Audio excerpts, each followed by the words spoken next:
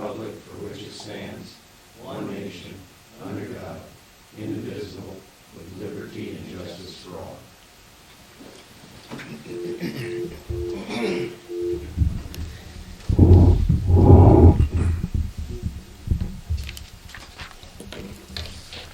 Good morning, everybody. This is the Mitchell County Board meeting at the Mitchell County Courthouse. It is Tuesday, November 9th, 2021.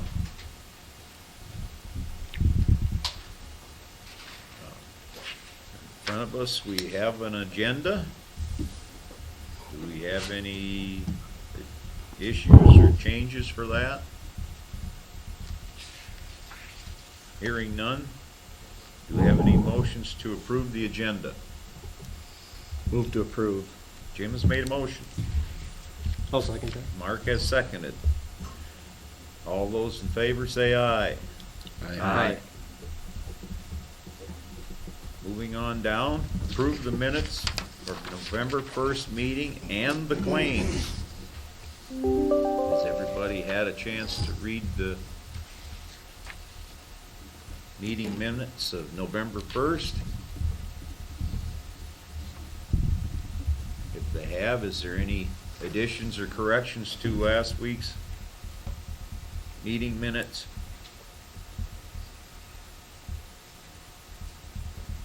Hearing none, do we have any motions to approve? I'll move to approve the minutes and claims. Mike has made a motion. I'll second. Todd has second. Any further discussion? Roll call, Jim. Let's Aye. unbox from a wireless microphone, HF digital wireless microphones. Mark, Aye. Todd, Aye.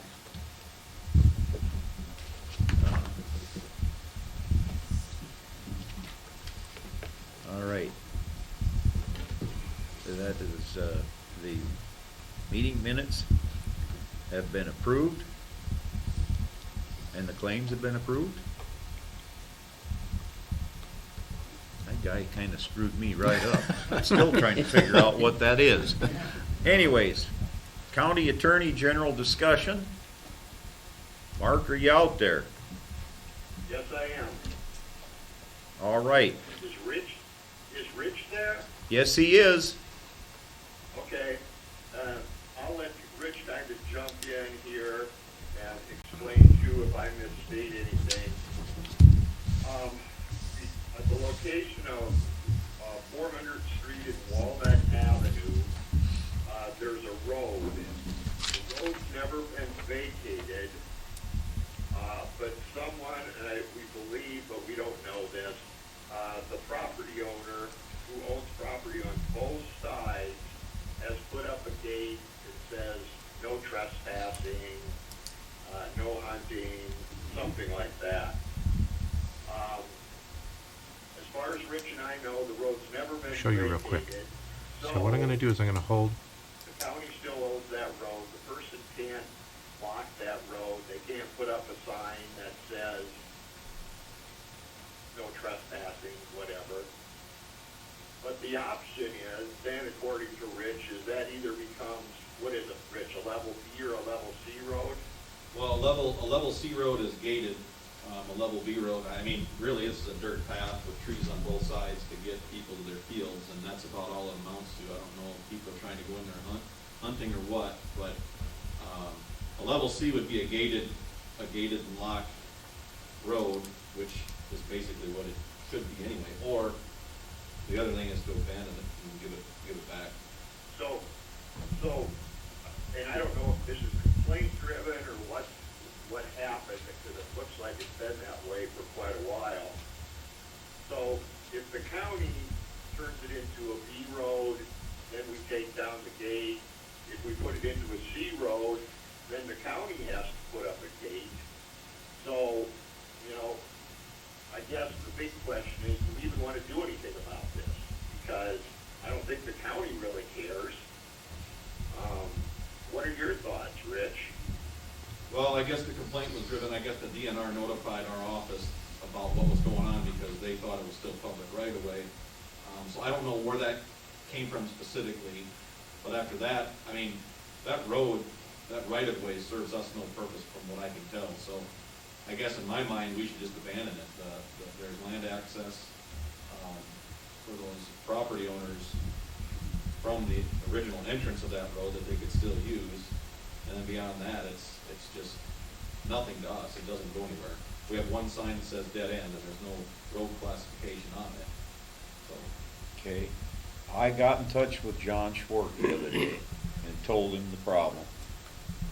Told him that somebody filed a complaint about the gate. And he was under the understanding that the road had been abandoned. And I said, well, John, we can abandon it if it isn't, and apparently it has not been abandoned. That quarter-mile stretch, according to what John says, it's a quarter-mile stretch in there from the highway back. The other part has been abandoned. Anyways, John says, let's abandon it. I says, we'll get in touch with the Fetland family. And he did. Later that day, I got a phone call from one of the heirs of the Fetland family. They said, abandon it. So we have that option now. So if it's abandoned, half will go to one and half will go to the other, correct? That's exactly what I told Fetland. I Yep. says, you will own to the center of that old road. Yep. So, there it is. They both agreed to abandon it. You have both landowners on each side. It serves us no purpose. Yep. So, Yeah, it's always been our policy that if someone wants a road abandoned, that they contact their attorney, they prepare the paperwork, they pay the cost for notice of publication, send the stuff to me to review, and then the Board of Supervisors will go through it. If they want abandoned, if they want it abandoned, policy's always been, that's up to them.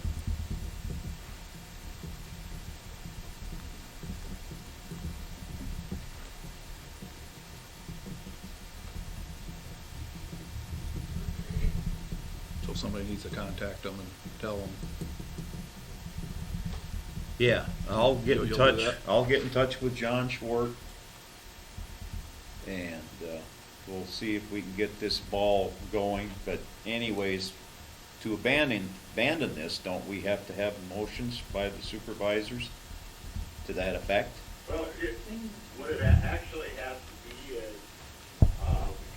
there has to be a hearing date set, but you can't set the hearing date until they get the paperwork done, because you might set the hearing date for 3 weeks from today and they don't have their paperwork done. So they've got to get their paperwork done, then you guys have to move to abandon it and set a public hearing date, which has to be on 4 and 20-day notice. Then you have your public hearing. If no one objects, then you can, and even if someone objects, you can vacate it, but we have to go through all the steps. Okay, I will get in touch with them, and we'll go from there. The next thing is, and I don't even know if this is a Board of Supervisors issue or if it's more a Rich and Mark issue. Vaughn Hanson has requested from the county to be able to widen the driveway, field access in the county's right-of-way. Rich doesn't think it's a good idea because there's a telephone pedestal, which the driveway would come right up to it. Not also that, and why this is, I don't know if there's a dispute between landowners. If you come in there with equipment, obviously we know how equipment swings when the back end comes around, and the adjoining neighbor says he doesn't even want, property, he doesn't want any trespassing on his property. Is that kind of right, Rich? Yeah, I went to the site the other day, again, to measure some things out, and it looked to me like looking at a fence line, which is sometimes the property line, it's just kind of a good gauge. From the pedestal to that fence line was roughly maybe 22 feet from the property line to that pedestal. When he brought us the driveway application in, or when he contacted me and we met out at the site, I said he needed to get an agreement with the landowner adjacent to him in order to share the driveway. And that must have fell through because there's a telephone pole and some big rocks that right at the property line and the right of way that will prevent anybody from driving and making a big swing through that. So I haven't contacted Vaughn yet on that. After I've been out there, he was going to contact me also, but you know, a lot of times in the right of way, we have the say in what happens, but the way it looks right now, I don't know. I mean, if he's going to try to swing equipment in there to get access, by the time he gets to the property line and the right of way line, he's probably going to be on private property, which probably isn't a good thing. If he can get the pedestal moved, maybe there's something that can be done, but right now it just doesn't look like there's a lot of room there for, and I'm just assuming big farm equipment trying to get in there. A car could probably make it, but when they're sharing driveways, there's also a maintenance responsibility that they've got to agree to, and it doesn't seem to me like the one landowner is really willing to work with the other one, so it's probably not a good idea to force the issue, I think, anyway.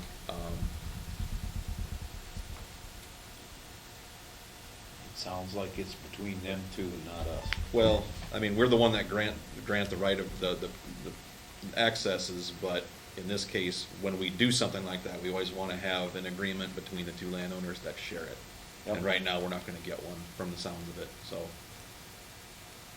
I think we're just probably better off if he wants to do something, he either tries to relocate the pedestal, and then we can talk about whether or not the driveway is worth trying to share, because what I don't want to have is a bowl ditch between two driveways, which is probably what's going to happen if he wants to put a separate driveway in. Or we don't grant access, or we don't grant another driveway access, but it sounds to me like future plans are to sell some ground back to the east, and they're going to need a separate access to do that.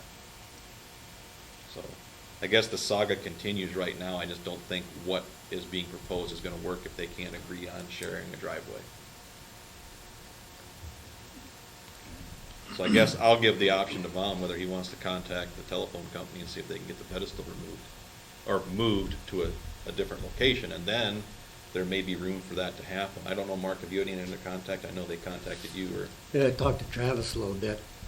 Is there a way they can move the driveway on the north side of that pedestal? they could probably put it on the north side of the pedestal. It's just that we'll have that bowl ditch in the middle. But I mean, that's another option. I don't think Travis is gonna let him Yeah. attach to his driveway.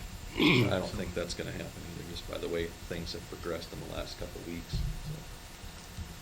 By the time we put 6-to-1s on, the bowl ditch is gonna be kind of filled up anyway, isn't it? Yeah. Okay. Unless there's a way to connect the two pipe, put a bowl ditch and an intake in the middle, but it's just gonna be goofy, it's gonna be crazy. Put a perforated pipe in the middle of it so that it drains water. So, but that'll be at the landowner's expense, but it'll still have to have the driveway on the north side of the pedestal if we can't get it moved, and so that's gonna cause a little bit, but I'll talk to Bob a little bit more about it, but right now it just doesn't seem like it's gonna be. I asked Mark about it a little bit to see who has the authority. We have the authority in the right of way, but we also wanna work with landowners. We don't wanna start forcing things down on people, so. Yeah, I don't think they like moving them pedestals either. Then you gotta- No, they're expensive to move, I think, especially if they're fiber optic. They're not gonna Yeah. move very far. No, because then you're splicing underground, and if you have a problem, you can't find it. Right. Well, I can understand the one landowner not wanting the equipment to be going over his corner of his property, because it could be damage to his crop. Well, this is more residential, so there's no crop in, There ain't no, this is crop there. residential. This is in- These are okay. two landowners with houses. I mean, it's basically driveways to get to the Okay. houses, and, Two neighbors. but, yeah. All right. On one side is a row of bins that they use to access, and then there's some property to the east that sounds like it might get parceled off and try to be sold, so then they will need a separate access to that, so. Okay. Well, I guess we'll continue to work with the landowners, well, at least with the one that requests the driveway, to see if there's other options he can take. If the property does get sold off, then we pretty much legally have to provide an access. There in is some a manner. requirement for an access there, but it's a matter of where you put it. Mhm. You know, we're not gonna pay to move a pedestal, and But that hasn't happened, there's no division of parcel yet, so Right. I think they're trying to solve, or, try to get things done before that happens. I guess for now, I'll contact the original request. I'll contact Bound and have more discussions with him and ask if there's other options we can look at. But later on down the road, we're gonna have to put a driveway in farther south, because there's gonna be houses built into where those trees are. Just something to think about.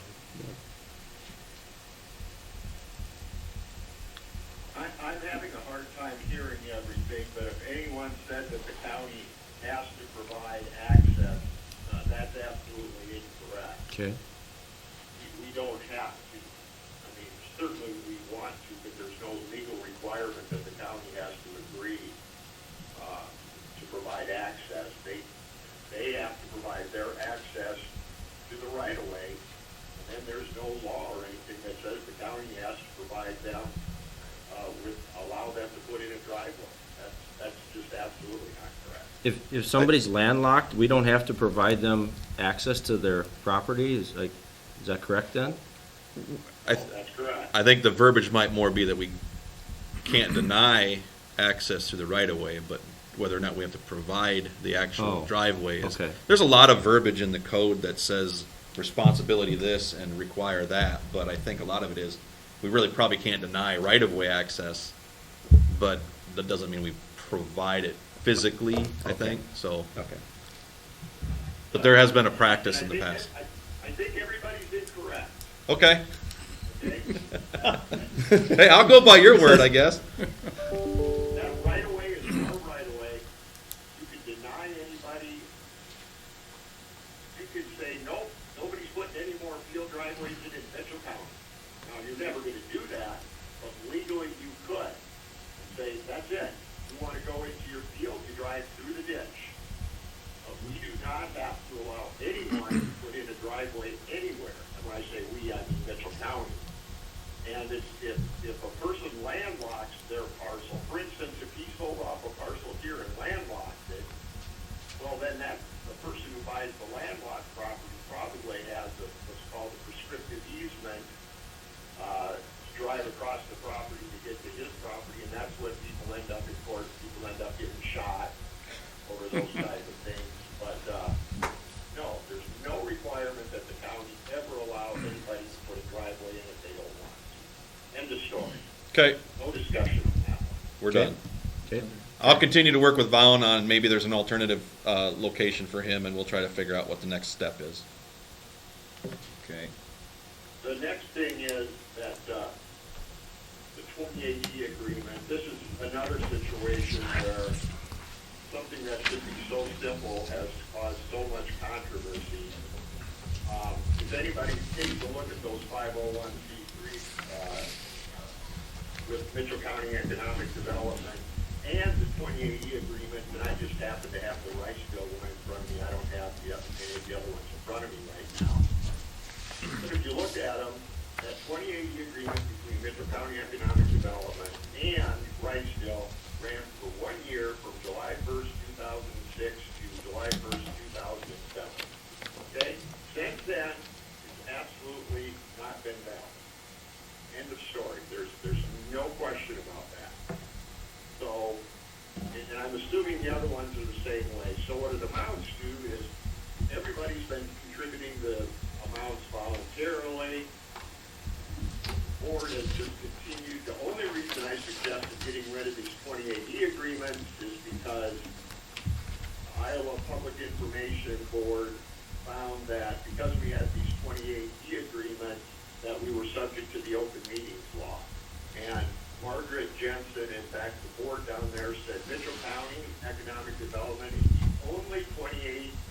the only economic development organization in the state of Iowa that's subject to the open meetings law. They don't want to be, because when they're trying to get industry to come, they want to be private. They don't want people to know about it. They don't want people to know what's going on. Because many times the business says, well, we're just not going to come because you just closed it. So what I was saying is everybody just do a resolution saying, these 28 agreements, we're done with those. I think in effect they are anyway. I argued that at the hearing, and Margaret said, nah, we're gonna treat them as if they're still in. Even though maybe legally they aren't, we're gonna treat them as if they are. Even though I said, no, I don't think they are, because they've expired. So I said, let's everybody do a resolution saying those 2080 agreements are no longer valid. That way, Mitchell County Economic Development is not subject to the open meetings law.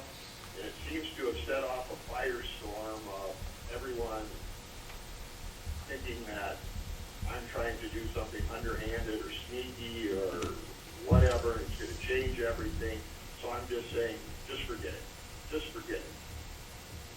So, unless somebody else wants to take the lead and proceed on this, I'm going to say, just forget it. Just forget what? Just forget not, what do you mean by when you say that? Just forget it. What are you meaning? Don't do anything. Just forget I ever brought it up. Well, you're our attorney, and I guess we kind of go by what you recommend, or at least listen to what you recommend, and if that's something you recommend for this board, I think it merits us listening to that. I mean, you thought that thought for a reason initially. Yeah, I did. And if we're the only county having it, maybe we should get rid of it. Well, and everybody's saying, well then, okay, this town's not gonna pay then, and then they're not gonna have a representative, and this is gonna happen, and this person's gonna quit, and then, and it's just like, no, you've been operating that way since 2007 without a valid agreement, in my opinion. Nothing's gonna change. We just want a resolution so that the IPIP board next time can't say these 28 are still in effect. I guess another way to look at that is if a certain entity that's part of the Mitchell County Economic Development now, if they choose not to fund what they're doing, then Mitchell County Economic Development is not going to represent them and possibly do any good for that particular town or section of the county. I mean, that's another way to view it too, I think. That's absolutely correct. And like I said, everybody's been doing everything voluntarily. For instance, Riceville has for 14 years. And it's never been a problem. It only became a problem when Stan Walk said, oh, you're subject to open meetings law because of these 2080 agreements. So I said, these 2080 agreements aren't even valid anymore. They're not in effect anymore. And Margaret said, well, we're going to treat them as if they are in effect, because originally that's how you created this thing. So I said, everybody just do a resolution saying those 2080 agreements are no longer in effect. That's all the city council had to do, or the board of supervisors. But now I'm getting this questions and emails and what are you trying to do? What are you trying to pull? All that type of stuff. So it's just been frustrating for me when I'm trying to solve a problem and everybody thinks I'm trying to create one. What happens if the Board of Supervisors does the resolution and none of the other entities decide to do that? Well, you can void them out because it's for instance, no, you can't. You can void yours with Mitchell County Economic Development, but you can't void any of the other ones. And then there's still a 2080 agreement in effect, and you're still subject to the open meeting law. Mark, so on November 22nd, we have a economic development meeting. Could we bring this up to the Economic Development Board? And then on the 23rd, if everybody agrees on that, we could do that on the 23rd, Tuesday, the next day? Who could do it the next day? The Board of Supervisors. Supervisors? Yes. Yes. Because I do know that there's some on the Economic Development Board that, it's a very busy time with the farmers and stuff, so I haven't been coming to the meetings, and I think some of them are the ones that are questioning too that it's hearsay. So if we could get everybody to the meeting on the 22nd and put that on our agenda that we'd like to get rid of the 28E agreement if everybody decides go for it. Actually, that probably wouldn't work, right? Because it'd have to be on the agenda 24 hours for Tuesday. Yeah. Get rid of the 2080 agreement, but continue the 501c3 group just as it's been. Okay. And everybody, like for example, the city of Riceville has been voluntarily contributing their money since 2007. Because that, like I said, in my opinion, that agreement was for 1 year. And it was never renewed.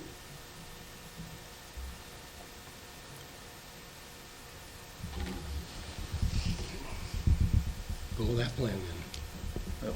And then can, this might be Mark and Rachel question, so could we, on the 23rd, could we put on discussion and possible action on the 28E agreement? For the 23rd, absolutely. Okay, Do that, yes. okay. Let's go that route.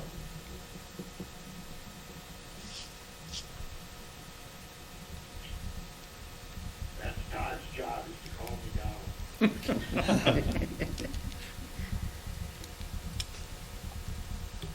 Hey, Todd? Yep, you're exactly right. I'm sweating in the palms of my hands right now. Okay, so move on that. All right, we have that resolved.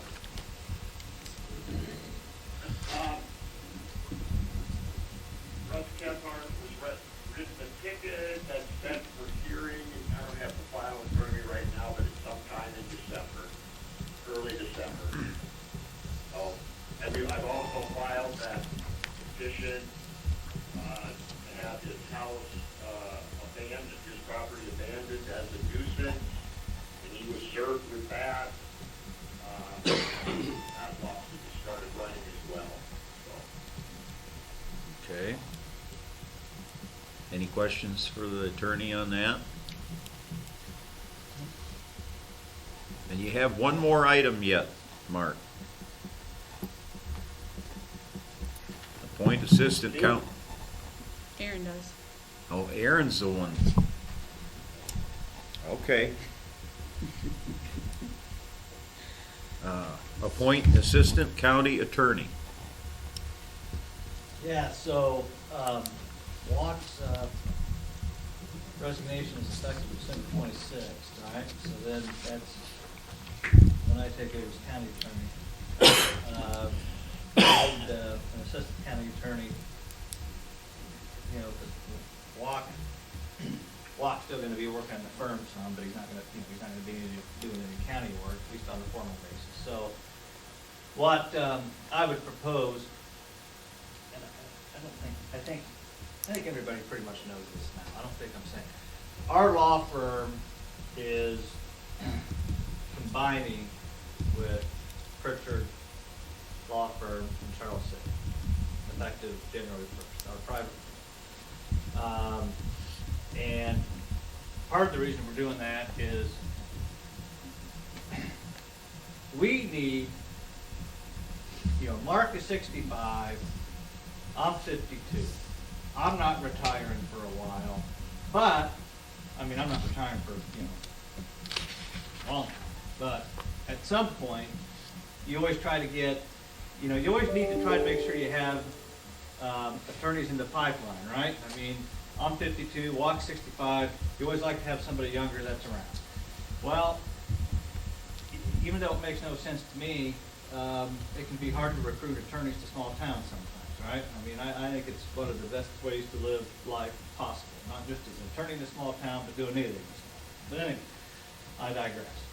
So what we need, we thought the best thing for our firm is to say, okay, look, the workload we have on the private basis, let alone the county basis, is huge. Technology helps some, but anyway, we decided, okay, here's what we're going to do. Rather than keep looking for, you know, other attorneys to come in, you know what makes sense is let's combine firms, right? You got Pritchard and this Pritchard law firm, but William Brazel here is a partner in there too. They just didn't change the name. But anyway, so you got Todd Pritchard, William Brazel, down in Charles City. There's a couple other attorneys in there too, associate attorneys. And our firm, our private firm, is combining with them. And so it makes sense from our point of view, Walk and I think Pritchard and William, that okay, Murphy, you're going to be doing the county attorney work. You're going to need an assistant. Who better than somebody that's in the firm you're merging with? Well, that makes sense. Now, obviously, you say, well, that only makes sense if the guy that you're going to appoint knows what the hell's going on, right? Well, that's part of the reason I think this works out, not only for the county, but for our private firm as well. You got William here, William Brazel, and Todd Pritchard. They do a lot of government work now. They do a lot of city attorney work for a lot of different places.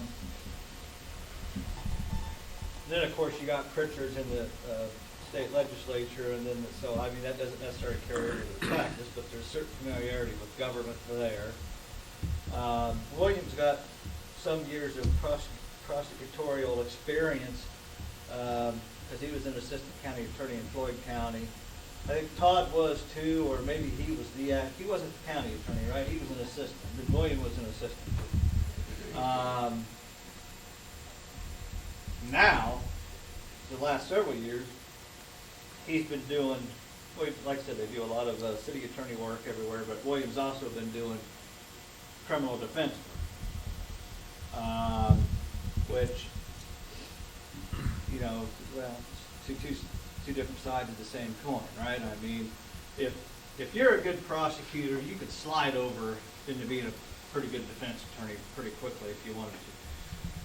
If you're a good criminal defense attorney, you can slide over and be a pretty good prosecutor. There's, a few different strategies involved, right? But for the most part, I think William's a good fit for this job. I don't know if Mark's still listening or not, but, people can complement each other, right? In a lot of good ways, right? I was telling William, Mark is very detail-oriented, for example, right? And I've always told him this, he's very detailed, gets sometimes kind of very technical and analytical, and sometimes you're left thinking, what the hell is he talking about? I, for example, tend to be more of a broad stroke kind of guy. Where do we want to go and how do we get there? That's all I really care about. Both were, I think William kind of falls into that. He's a pretty detailed type of a fella. And so I think overall, I don't think there's any question that we need an assistant county attorney. I mean, I guess that's what I think. The question then becomes, well, who does it? And I think in this case, and as Mark agrees, William Brazel would be a logical choice. I think the county would be well served, because he would be, well, I mean, I guess, and our firms have worked together doing this or that for years. Sometimes on the same side of things, sometimes on the other side of things, right? Like sometimes I'm prosecuting a case that William's defending on, we can still get a familiarity with each other. I think it's anticipated William likes doing criminal prosecution. I like doing criminal prosecution. But I think William likes doing criminal prosecution, so I think he wants to do it. Doesn't mean I won't do any of it, but I think he kind of wants to do it, and then I'll probably slide over and do walk things. So that's why I think Mark and I thought it would be good to get this on the agenda and just address it at a time. All right. Any comments or questions? Excuse me. Just maybe introduce yourself. I know your name now. Just introduce yourself. And are you going to live in Charles City? Are you going to live in Osage? Your hours here in Osage for when you're doing Mitchell County work, or what? Well, since the firms are going to come together, what I'm planning on doing is the moment I'm staying living in Charles City for the moment. And we'll see how that works out as we go forward here, depending on what the work is. That's the thing is when firms merge, you don't exactly know where the work's going to turn out or where it's going to be demanded. So we're going to have both offices. We're going to be purchasing the building over here, so there's always going to be an office here. I'll be here definitely at least 2.5 days a week out of the 5, without a doubt, because there's gonna be court here at least. You have court here every Tuesday, and you have court here every Friday, and possibly, and so I'll be here Monday, Tuesday, and Friday, every single, so I'll be here for whatever's needed. And the main thing about this stuff, and I've done prosecution before, and then I was, after when Pleasure died, I actually was, for a bit, I was the actual acting county attorney until the election. The way I've always dealt with everything at the county attorney level is, I just have to be available, because a lot of county attorney stuff doesn't happen on the clock. Most of it happens over cell phones, it seems like, because you never know when something's gonna happen. So, that's my main goal, is just to make sure I'm accessible to whatever you guys need me. And same with like this, well, it's like, even like the county supervisor work and or the city work that I do, that's the government work, you just have to be available. And that's my biggest goal, to make sure that I'm available for whenever you need me, and try to get you whatever you can get. Try to get you something as quickly as I can. Some questions are harder than others. Some are immediate, yeah, I've already dealt with this isn't gonna go anywhere. But sometimes you get something that's mostly,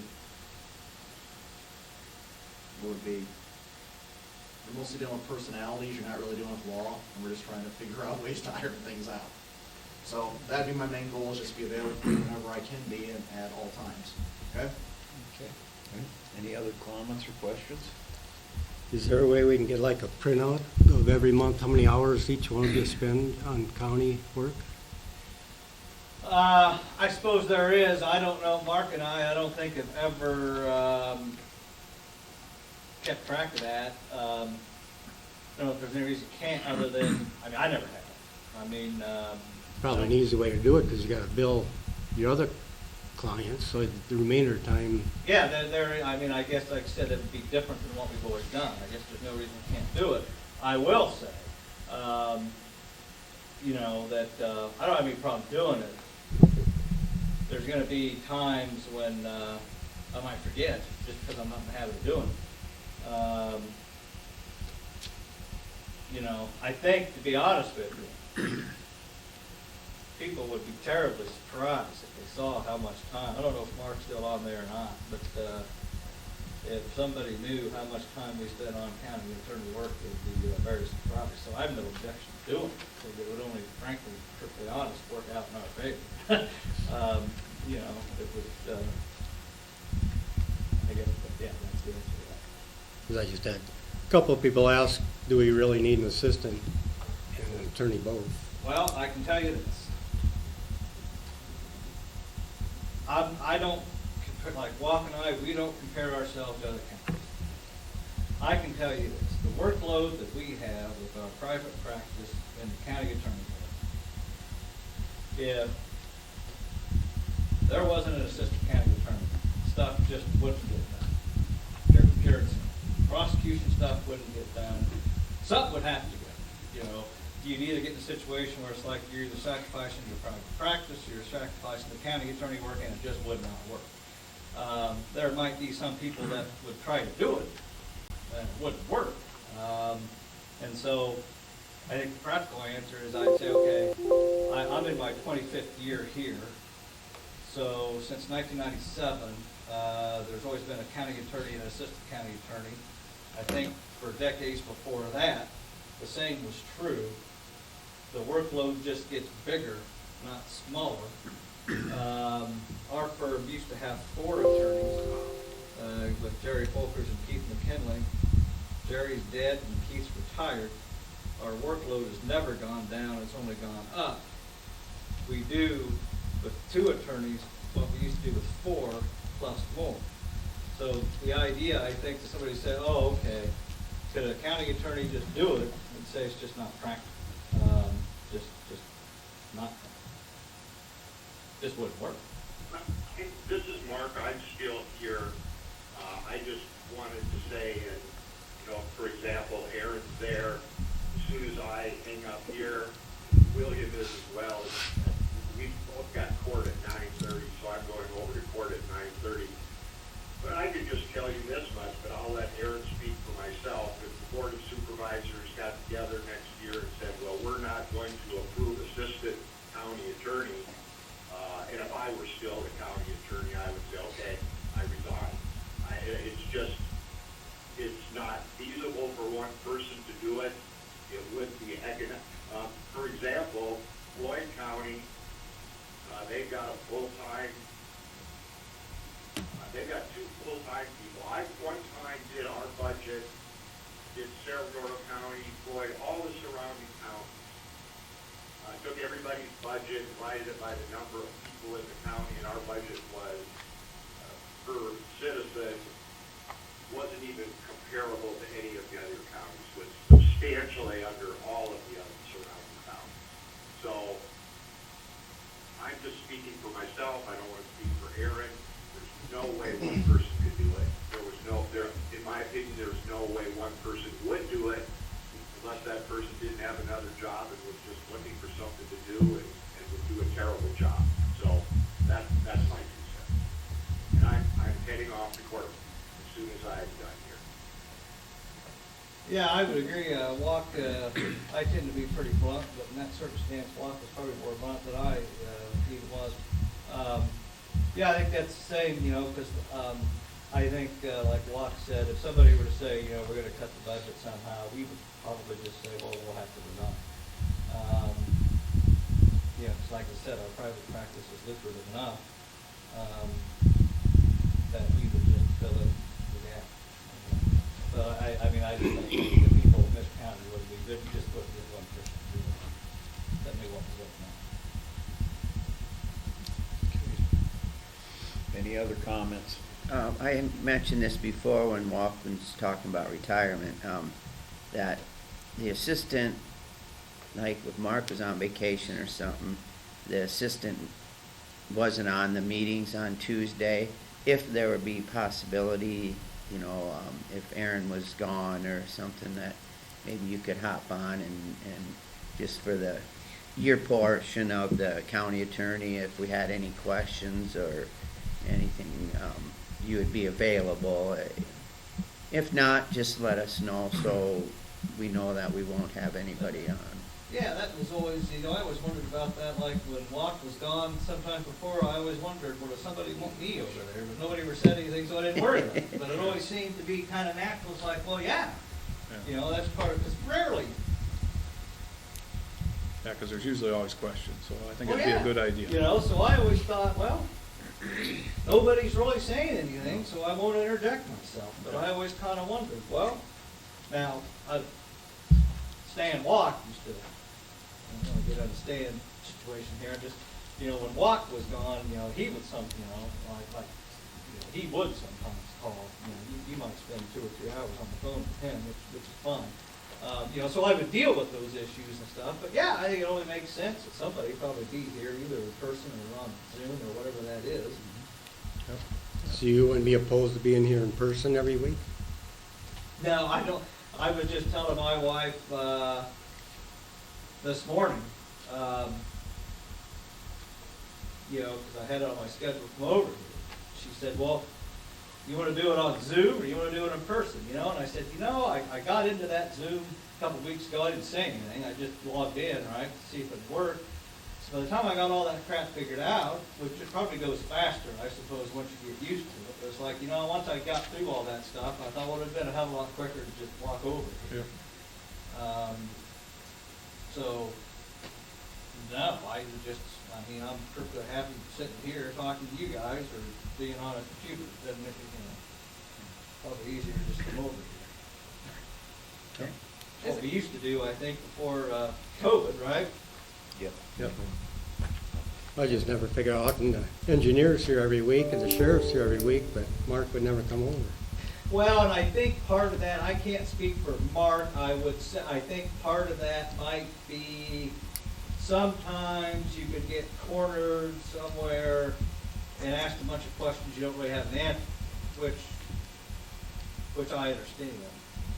But that's kind of the case everywhere. I can't go to Casey's and get a breakfast sandwich, without usually getting asked something. So you kind of just get used to saying, look, I'm happy to talk with you, but I don't really have that in my mind right now. You know what I mean? I think that's what Mark's is. Sometimes walking between here and the courthouse, you can get accosted with questions, and it's like, well, I understand that, but that usually happens anyway, wherever you are. So, No, I mean, I guess like this morning, I thought, well, you guys need to meet William. I need to tell you, things. Makes a lot more sense to do it in person than over the computer. That's probably true most of the time. I have hearing issues. That's one of the reasons why I talk loud. That's why I think I'm just kind of loud now, but I think also I can't hear very well, so I talk loud. But sometimes on a computer there, I noticed that last time when I've done different computer hearings, I can't always follow what's going on because I can't hear very good, and I read people's lips more often than I thought. This whole pandemic thing, one thing I've realized is I never realized how often I probably read lips. You know what I mean? And didn't realize. Because now with the mask, and then like I said on computers, sometimes it's hard for me to hear what's going on. So I would just assume probably I would just plan on coming over here. I think it's a lot better for everybody and easier for me, and better for you guys. There's a question on Facebook Live from Martha Darrow. Are there any potential conflicts with this attorney's prior representation of various clients? That's an excellent question. Whenever, and I know William's got a termination hearing pretty quickly upstairs, a juvenile thing, so he may have to slide out here in a minute. But anyway, I don't know. But anyway, because I think that's the same thing Washington. Yep. Okay, see, so this is probably one of these situations where the termination hearing they're doing upstairs, it was confidential, so I don't want to say a hell of a lot about it, but I think Watts representing the state, county, Williams representing one of the parents or something like that. Well, that would obviously be a situation where once the firms merged, Williams' assistant county attorney wouldn't work, right? You can't do that. Be an obvious conflict of interest. So once William starts and the firms combine, like for example, now that firm does some criminal defense work. They won't, right? They won't do it. There's one attorney down there, I think, that still wants to do some criminal defense work, so she's going out on her own. Now, so it is important that prior to January 1st, all those conflicts got to be resolved, right? So right now, I've got, in my private practice, I've got a case, it's an estate matter, where I represent one party, Todd Pritchard represents the other, right? That's set for hearing. Those are the things that you say, okay, those got to get resolved, right? And I know that's not a county attorney issue, but it's a similar kind of an issue. It's the same kind of analysis. It's like, well, those things got to get resolved. Once you guys are the same firm, you cannot have this conflict of interest. So that's why we've been working pretty hard for the last several months to get those matters cleared up. So I think the answer to the question is, by the time we get going in January, those conflicts of interest won't exist. That has been answered then. Mm-hmm. Any other? That is an excellent question. I mean, that's Yep. we spent a lot of time thinking that through, and so I mean that's an excellent point. But, Any other questions? No more questions, no more thoughts. Well, we have an appointment of William T. Barisell for the Assistant County Attorney position, and that will be effective December 26th. And I suppose if, and Mark has given his blessing, Aaron's indicated that we need, and I think from the previous meeting, I remember some of the talk of what the assistant does, and all the juvenile issues that we have. It's kind of hard to not have an assistant county attorney. So, anyways, do we have any motions to approve William P. Barisall to this position? Is that, doesn't Aaron just appoint him? I think so.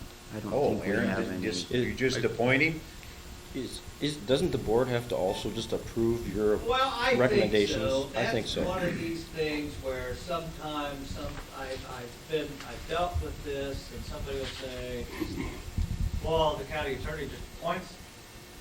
Well, but I guess I think you're right, Jim, that I think, you know, get into the fineries of law, it's like one of those things, I guess the way I understand it is the board has to approve that there be the money approved for it, the position approved for it, and then I think maybe technically, if that's done, then the county attorney can say, oh, okay, well, now I'm gonna pick who I want. Although it seems more like, better to me to say, well, let's just get the board on board for everything. It seemed like I read that somewhere, that we were supposed to approve I that think stuff, that's my I thought. understanding. That's my understanding. That would just be a part of county policy. I think the board has to be involved. Otherwise, the person would just go out, right? Otherwise, I can just start hiring, I want to hire a couple of kids, a couple of my kids, you know what I mean? So I think obviously the board needs to be involved. Okay, so basically what we have to do then is give our approval of that.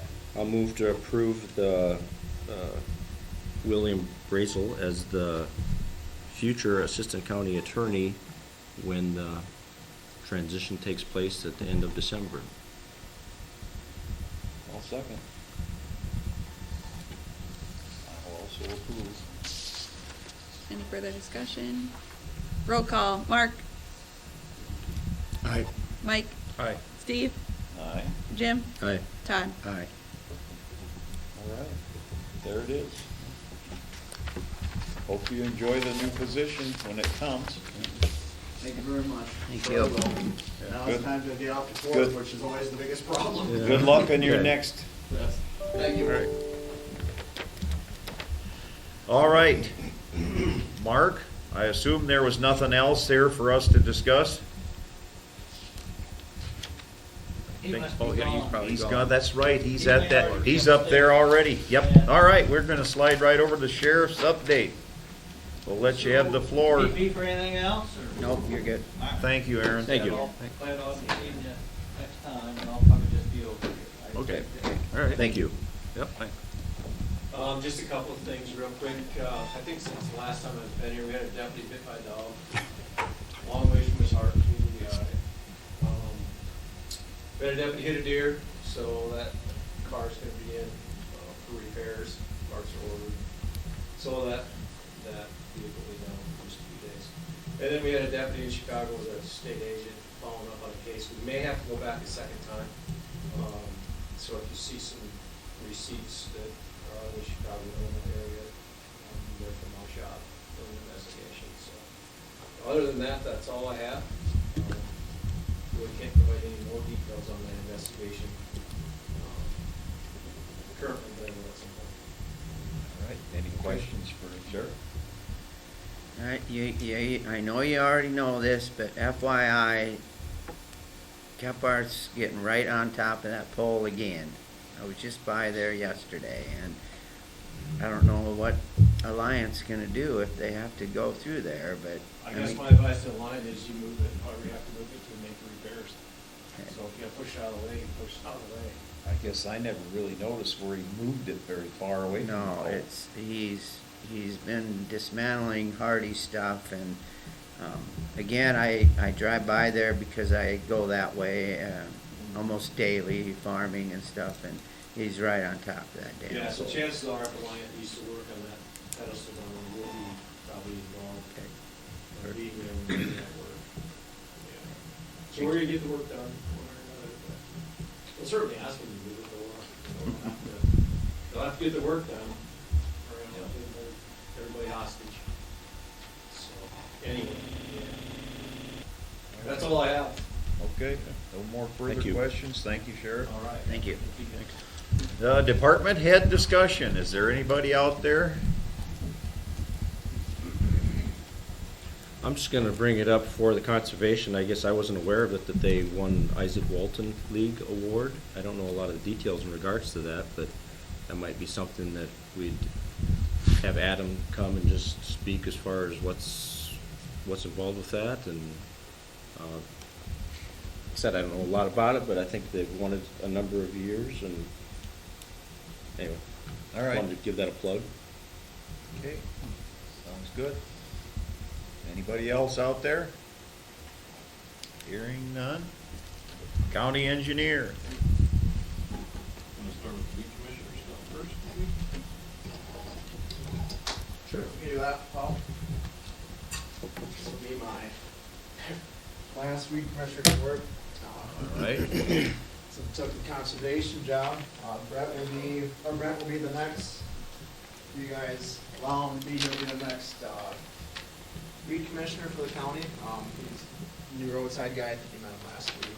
Should be a good hand for him. But yeah, with me changing jobs and doing my thing now, he's going to be better off to have him be the one in contact since he'd be the one spraying the weeds and stuff like that. But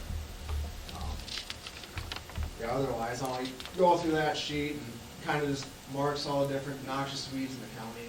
And our biggest problem, I think, year after year has always been thistle for noxious weeds. I know you guys get calls about wild parsnip and stuff like that. They're not noxious. They're not noxious in the way I look at it.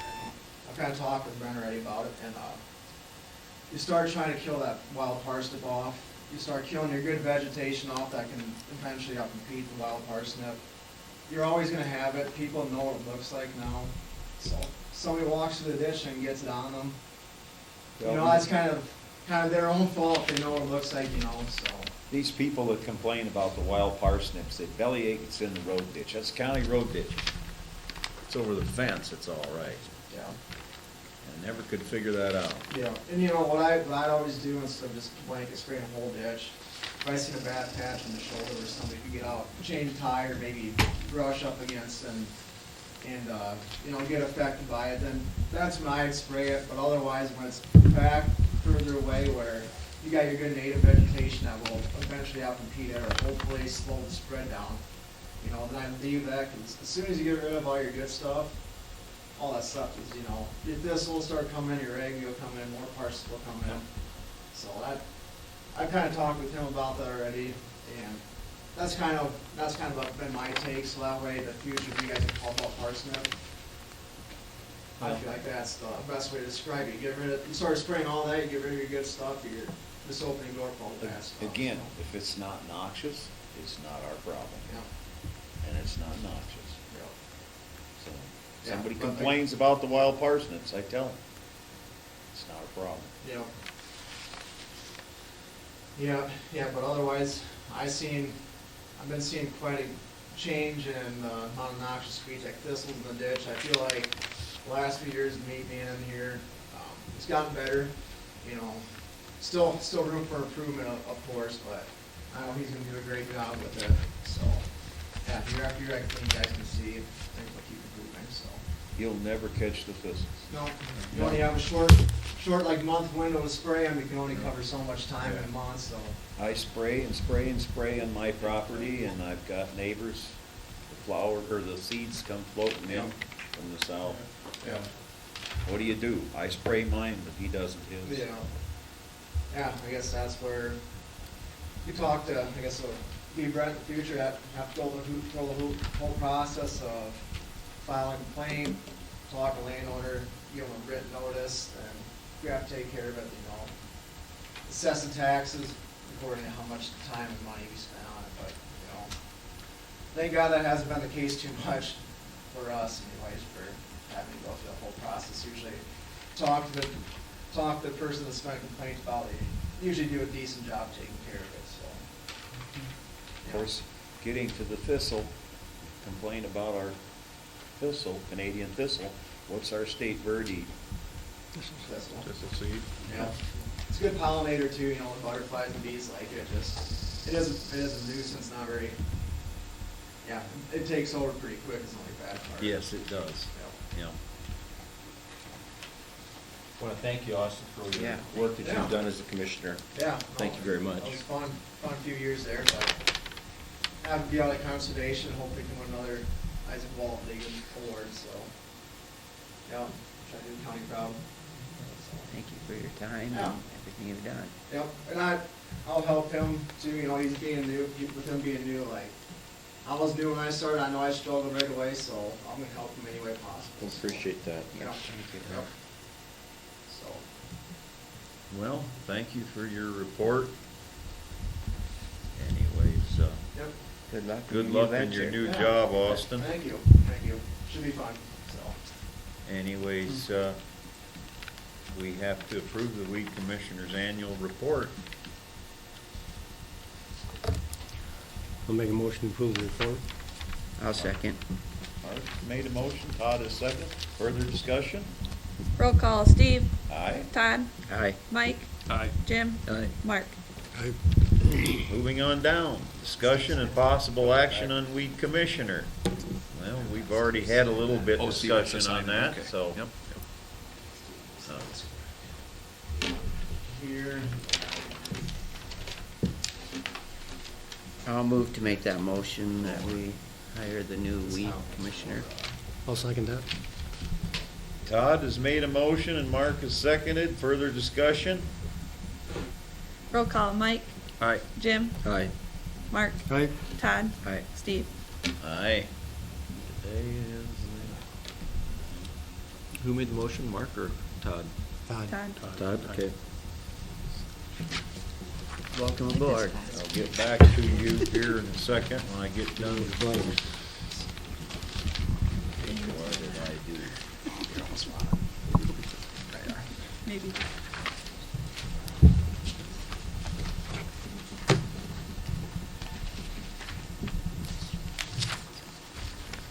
At least your answer was good yesterday. There we go. It's all signed. That's what Get yourself a deer. Yeah, I hope so. thought I double checked. All right. Now we're down to number C. Thanks, guys. Yeah, thank you. Thank you. Discussion and possible action on roads projects funding. Well, I gave you guys a brief summary last week of where we were at, funding-wise.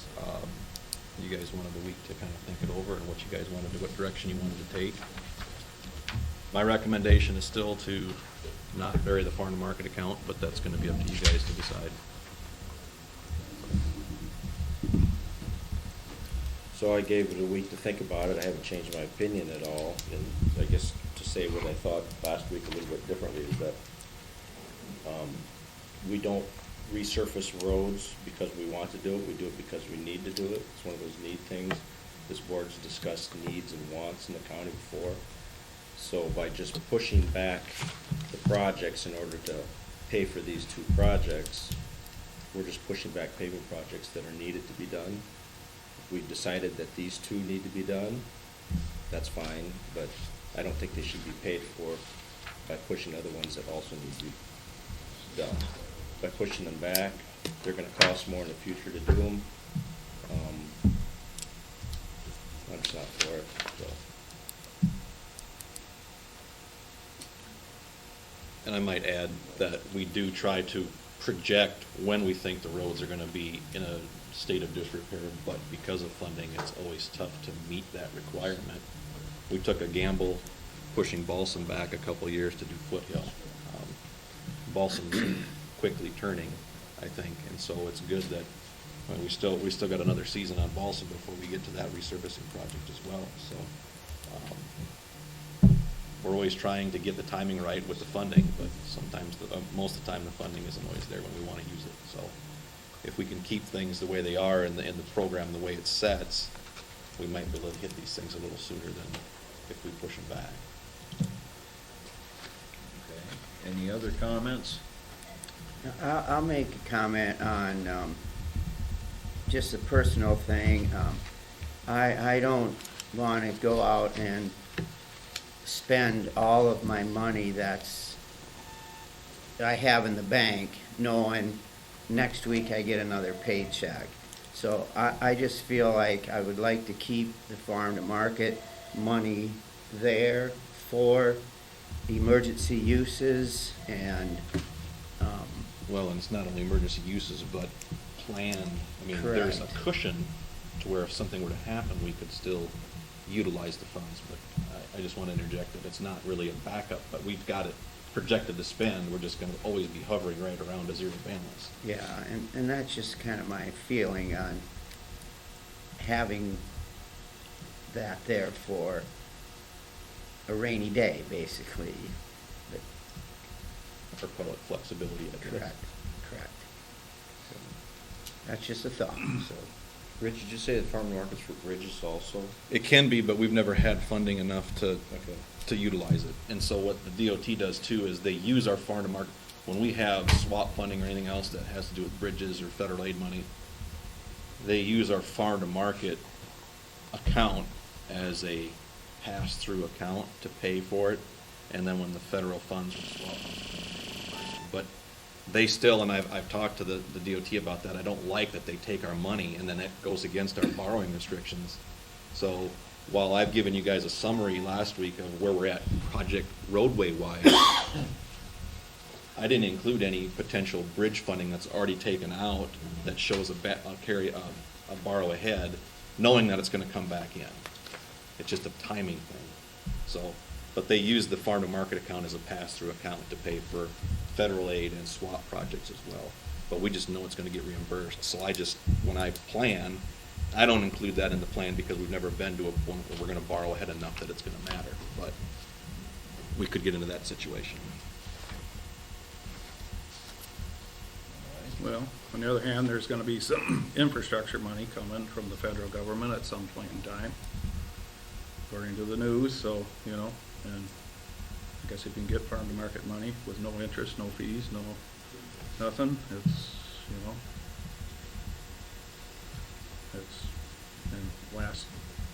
this past year, you were about at the point of losing some because if you didn't use it, so.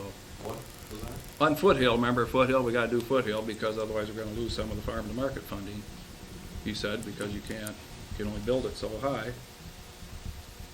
Okay. I don't know, I remember Yeah, that. Anybody else there was remember? but because of the project. that Because we of the had. project, yeah. So I wouldn't wanna be in that situation either. Well, you we know? won't be for a while. I Yeah, mean, it's so, just a matter of yeah. how the timing of the projects, anyway. So, and anyway, yeah, so, as far as Tiffin, that can be done, it don't need to be done now, it can be done next year, it can be done at any time when needed. So I that don't can be know. your emergency fund. How does the interest rate work? Does that change every year, or is that, I guess? Well, I it don't- fluctuates day to day, Okay. week to week, whatever, it's whatever the going rate is at the time. But, interest rates haven't changed in a while, and I've talked to people, and they don't sound like there's no big change in the forecast either, just with inflation being high and everything, it's like nothing's going anywhere anytime soon, talking to investors. So. Okay, and I'll let you know too, if you guys decide to go with farm to market funding, we still have to pay the farm to market account to do the projects with local money, and we're looking at a May letting date at the earliest. If we go local, we can do a lot better on the timing, but we gotta follow the DOT schedule if we use farm market. The comment on the TIF funding is that if you'd said that to do these future projects, we may have to borrow anyway in order to do the projects coming down the line. Or we So push them back a year, yeah. So if we're borrowing a number of times from the TIF funding, we're talking fees each time that we do it, as compared to if we just do it this one time, if we pay for this, get this thing out of the way, it's fees for the one time. The interest rates we know are low now, we don't have to project as far as what's gonna be happening in 1 or 2 years. We know what we've got right now, rather than fees each time we borrow in the future at unknown interest rates, so. It's just the way I think we should do it.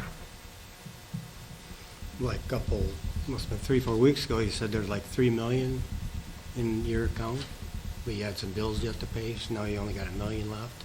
In the secondary road Yes. fund, the local fund, Yeah. yeah. So we spent $2 million in the last, No, we've got money allocated for things that didn't get paid for last year that are gonna get spent. So you kind of just forget about that money being available because we know that's still gotta be spent from previous projects yet. So We know that we've probably got maybe what was considered the carryover balance, what may be available to spend on local projects. There's always this moving target that it's always a moving target, and it's always hard to dial in on where we're at, but we know we try to carry over a little bit of monies for flooding or whatever else that we need to take care of, so we're not going out bonding to do some repairs and other things. So my best guess right now is we have the flexibility to use $1 million of the secondary road fund to pay for the projects. But I'm still nervous about that, but we probably have that much available to spend towards the projects, local money, which would obviously have to go towards paying the farm to market account, just so we don't go past our 3-year borrow ahead. But that affects anything else that Right. comes up unexpectedly locally. Right. And if we get federal money coming, Federal if they're money talking is- about it, yeah, I know. And I who know know, nothing's but guaranteed. they might give federal money out, but we don't know what percentage we're gonna get. Exactly, I understand that, but, I mean, if you borrow money and then all of a sudden you didn't need to, then it's. Well, we've got other projects we can spend money on. It's not gonna be a lost cause. So we don't know exactly roughly how much Kirkwood's gonna be then, if you go. Not until we bid it. We just got our estimates like we always run off of. So, I mean, it might be great. Maybe we don't have, maybe our estimate is high and the bids come in really low because there's a lot of people wanting work, and then we're better off. When you bid it, can you bid it 2 ways, like cement, blacktop? You can, it If adds a lot people- more complication to the bid because there's all kinds of requirements the DOT puts in there for A plus B bidding, and we've never done it because it complicates a lot of things. And you gotta have 2 separate plan sets and everything else to go with it. It'd be nice to see the comparison, I don't know. I don't know how you choose one if you didn't know, price between a Ford and Chevy, if you're just gonna buy a You base it vehicle. on estimates, though. The DOT's got numbers, and we put those numbers out there, and I don't know. So how are the estimates now?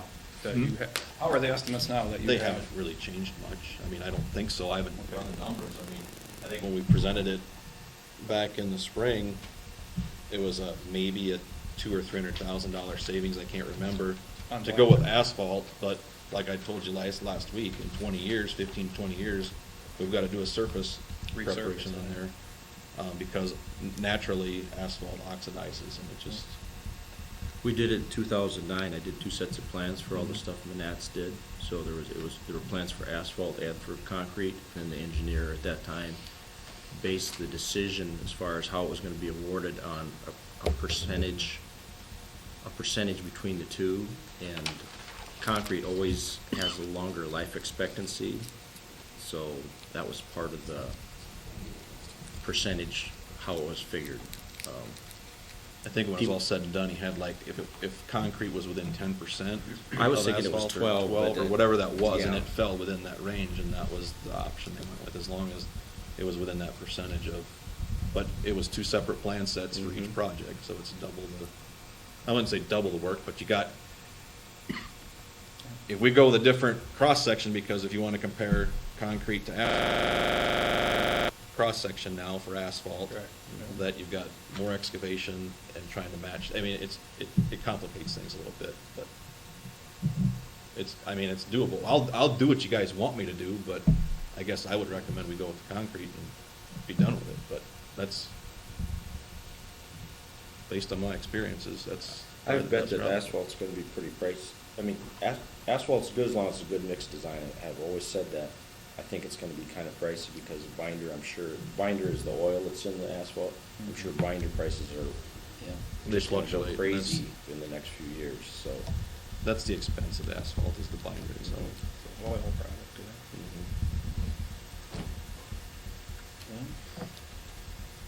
I, Rich, am not for using local funds, so I'm going to say that.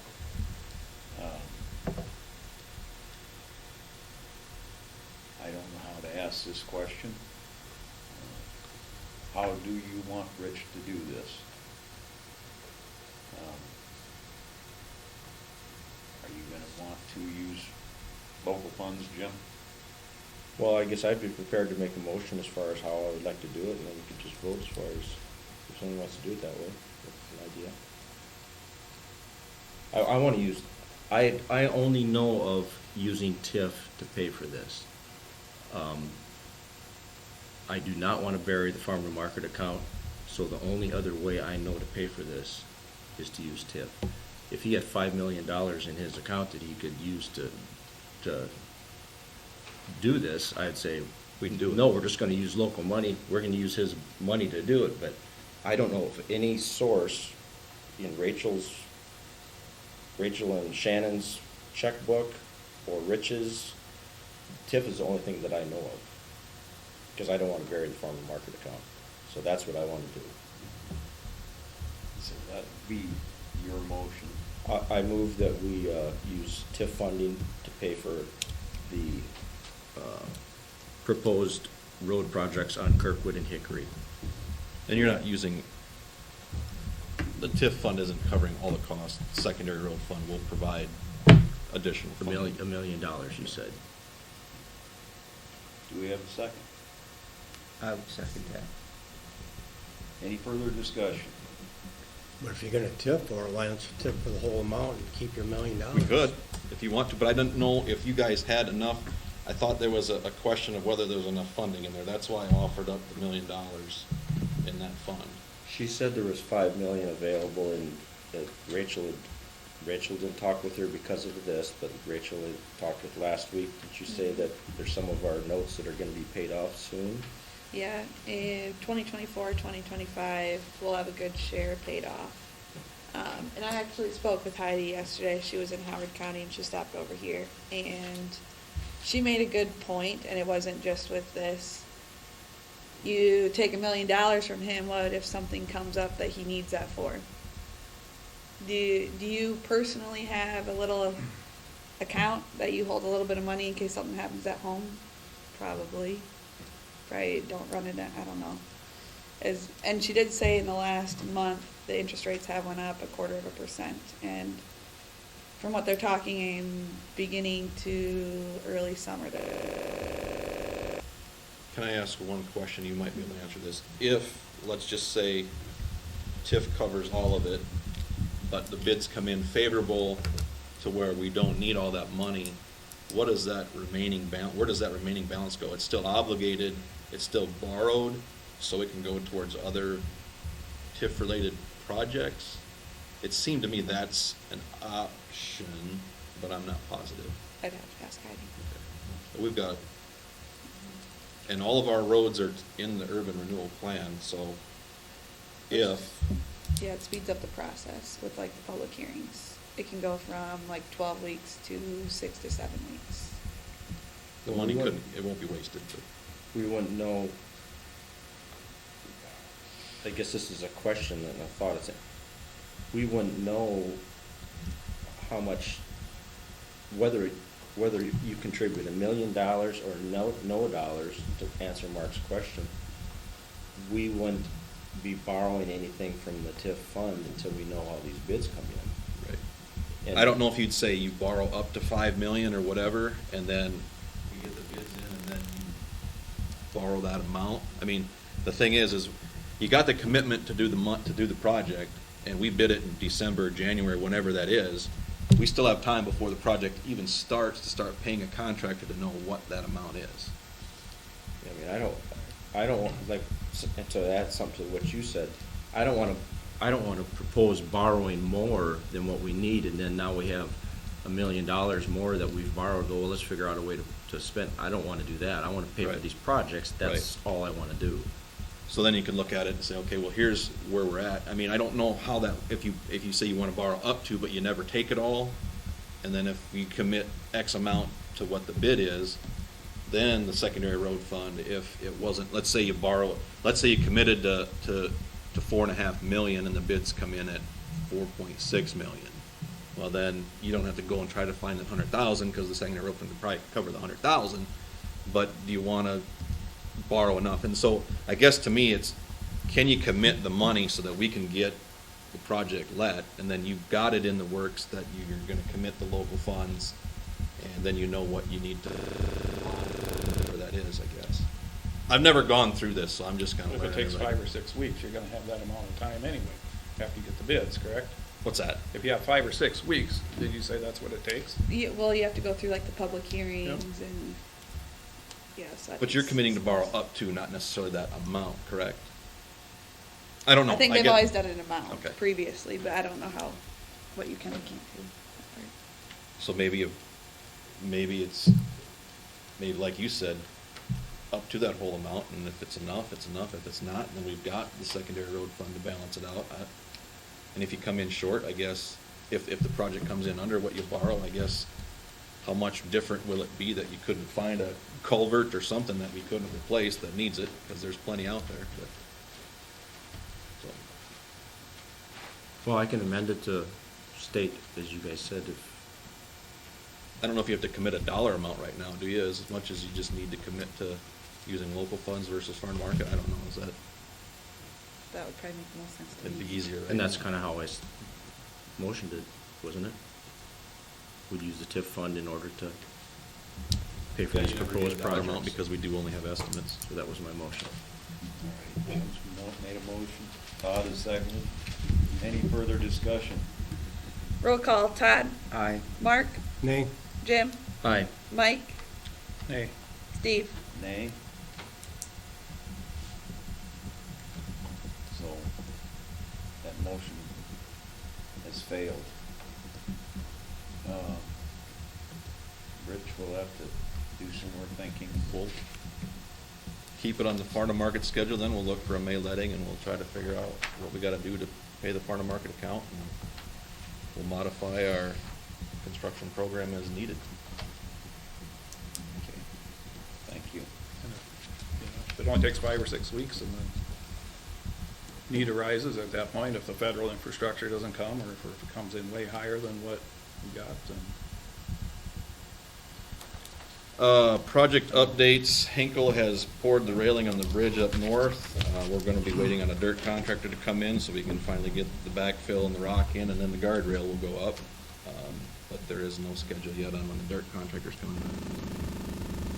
The Balsam Bridge, they ran into some rock when they were excavating for their coffer dam, so they had to kind of redesign how they're gonna coffer before they can drive pile. It sounds like they wanna maybe drive pile on the south end. Thursday, they requested to work on Veterans Day, so we're gonna allow that since timing is kind of, we're running out of good weather, I guess, so we're gonna, I'll let Jackson take a different day off for the holiday when things slow down. He's fine with that. So we're working on that project. That one's getting pretty dicey. I mean, it's getting this close to this weather. And then the crews have been out blading and patching some concrete, so. Okay. Any questions or comments for Rich? No? Do you know how much we owe WKS roughly? Not yet. They haven't submitted us any more bills yet. But they will be once. I can let him know today what direction we're taking. They can get their contract zoomed in a little bit and go from there. No rough guess how much, or? I'm gonna guess it's, I don't know. I don't remember what it was last time. Under 100 over? Yeah, it should be under 100, I would think, because I knew it was gonna be 100 for the consultant to do the right-of-way plus purchasing right-of-way, so that's no longer a cost that we have to worry about. But I think it will be, I'm not positive. But I wanted to say it was around 60 or 70 when they proposed it, but we never did that, and then they've been doing some reworking in between there.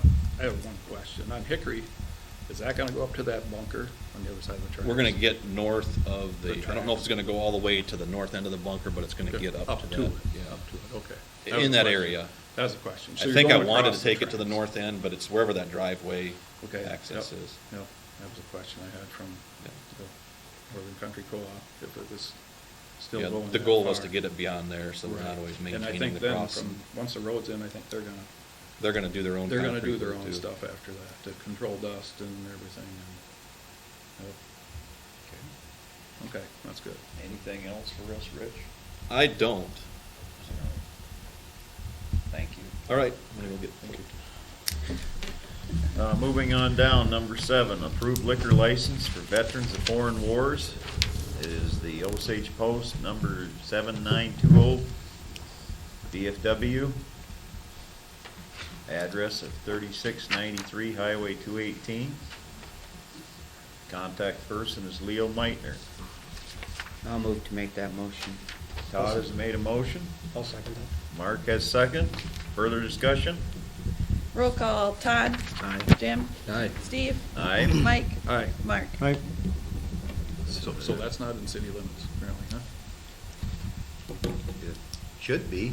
I think the city limits goes out to the road. That's why I wondered why that come here instead of to them, but, oh, it is outside city It limits? is Okay. outside the That's what I city thought, too. limits. Okay, I'm just curious. Okay. I thought it was a always- bowling alley, was the line, right? Or right there, yeah. Okay, all right, thank you, I always thought that was city limits, clear out to the, at that corner, that's what I thought too, but, okay, thank you. moving on, items of note, meetings attended. We got all of us got a flyer in regards to Veterans Day. They're giving out pork loins to veterans, and it's going to be at the East 4th Street and Highway 218 in St. Ansgar. This is from the Deb and Jeff Hansen Foundation. They're doing this, and the date is from 8 to 9 a.m. on November 11th. So all veterans are welcome to go get a pork loin. Iowa Select Farms. Thank you. I had a North Iowa Port Authority meeting. They're still, things are moving forward in regarding to get natural gas to the Manly Terminal for this, what's called an anchor, high-end natural gas user. Sounds like it's a good thing that's happening. It's a good opportunity for Worth County. I hope it happens for them. I have some questions in regards to how they're actually paying for it, but that's not my deal. So, that's all I had. I have nothing this week. Mike, you had nothing. I had a board of directors meeting last night of the North Iowa Area Council of Governments. Called to order. We had more than 10, so we had a quorum. Discuss the treasurer's report for August and September of 2021. Had a communications and reports. New business, we discussed we got the nominating committee for 2022 executive committee and officers to be appointed by the chair, and they discussed the membership assessment calculation from the 2020 census, and population is down based by per capita, so the rates are going to change what counties pay for NICOG. Fewer people means it'll be a little higher price per person. So anyways, it isn't much. She discussed that it wouldn't be a lot, but there will be a little higher price. Old business, they discussed the Breeze Hampton accident. This gentleman did not wear his seatbelt, did not want to wear his seatbelt. They hit the brakes. He wasn't belted in. It resulted in death.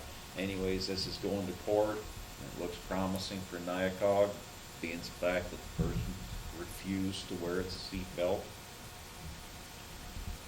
So, anyways, it won't be that NICOG will be paying an unreasonable amount. There will be some money, I'm sure, transferred to the family of this person. But anyways, our next meeting is January 10th, 2021. That's my meetings. I didn't have any, but I was gonna bring up the conservation has a drive-through lighting coming up. I wondered if the supervisors wanted to put a display out.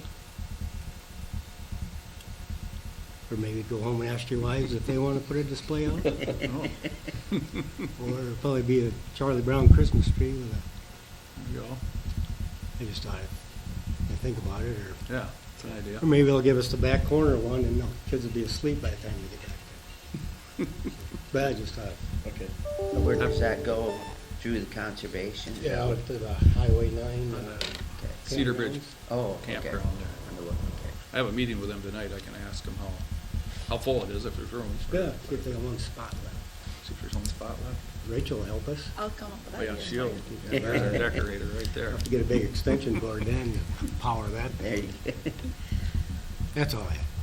And I had none. Didn't have anything, so moving on, manure management. I have one for Sugar Site, 3351 440th Street, Riceville. All right, moving on, public comments.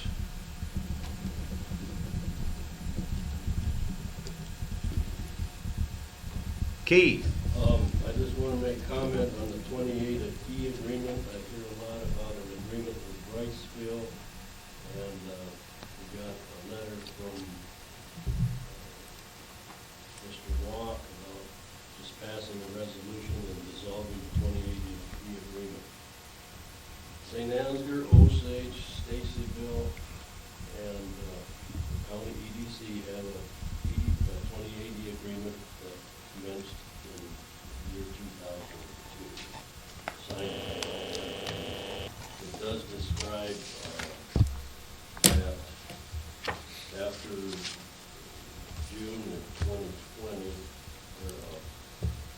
or 02, then it would be automatically annually renewed. And there is a severability clause on how it can be dissolved. So I guess my question, when I told her last night, is we would like County Attorney Watt to explain to our lawyer what the intentions are, because I gave that letter to our city lawyer, and he didn't recommend we do it this way. If you want to sever it, we would do it legally. It's signed by City of Osage, it's signed by everybody involved in that 2080 agreement. Yeah, I don't know if that And is. it says in this cover page that an original and a copy was filed through the state, and that's where I got this down from the state. She pulled it right up on her pad. I got it right here. Yeah, I Also don't know says how County Attorney Walk will answer that, because he just said, just forget it. Annual in faithfully since 2000. Yeah. It says it here that we didn't do a resolution, we might be excluded from treasurer. That's from the town. We should have it, that's clear that, so. But then the results, then you should be the best. Do you have any comment? No, I did find it online, and it does say on the state of Iowa page that it expired, the expiration date is indefinite, which that's the first I've seen of that, because it's not easy to find, you have to do a lot of digging, it doesn't come up in the Mitchell County DEC, so I have a couple more questions for the county attorney as well, and I think that it's best to just maybe have the two attorneys. But I would like your county attorney to explain to us. Yeah, So I that don't- the council can move on. This is at the council's request, not mine.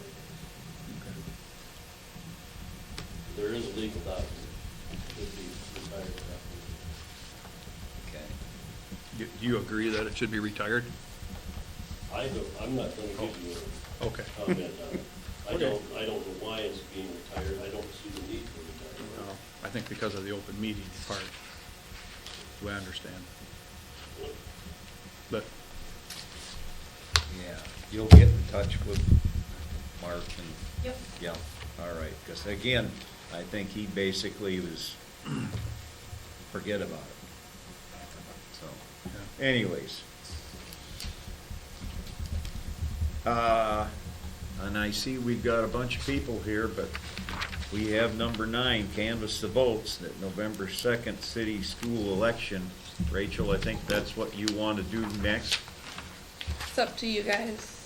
I see that Okay. there's a meeting. I was never informed of the meeting, so I did not put it on the agenda, especially with the canvas of the votes. that Okay. happened. So, It's the okay. supervisor's meeting, it's a conference. So let's finish our supervisor meeting then, and then do Okay. that.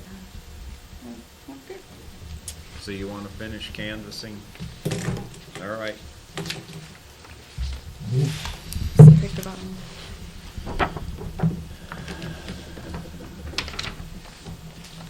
Do you want us to hover around the table? Maybe. I think we Sure have to can. get all the You guys will troops end up up having there. to sign. You gotta get all the supervisors, gotta get over there. And if you can, drag your chair. You're probably gonna need it. Take a while. Yeah. Yeah. Bring your pen. This way, Mark.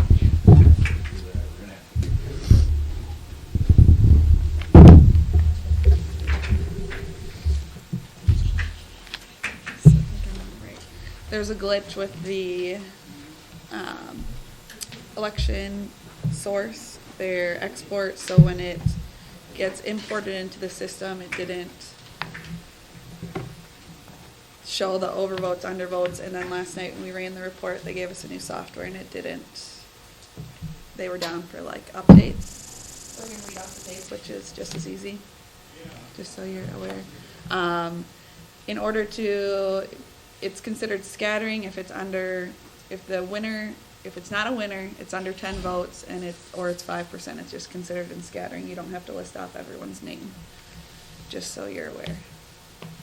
So we'll start with precinct 1, which was our saviors. And so you can just unroll to the top. Yeah, I think this is the top. So the first race was First Orchard. race, yep, Orchard City, City Council at Large. Okay. And there was nothing. No votes. Okay. And then go down to the next one. Yep. Okay, school director. Yep, School Director at Large. So this is This would be Osage. Osage School District. Okay. So there's no votes, but should I still read their names? So, Oh, honey, sorry. oh, you know what? This is our zero tape. Yep. At the beginning of the day, they have to run a zero tape. I was like, this is Yep, so we're gonna go back to Orchard City, I know, I was gonna. City Council at Large. Yep. And there were 17 write-ins. Yep. And so then we'll come here, and for the write-ins for city council, Lauren Wagner received 5 votes. And Elaine Scott Yep, received 4. So then the rest of them are considered scattering. So that's 9,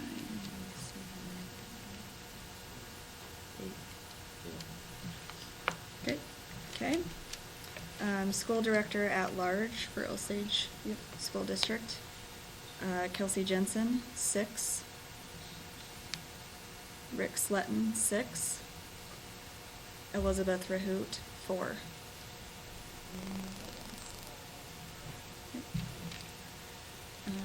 Nyack Director, or North Iowa Area Director, District 5.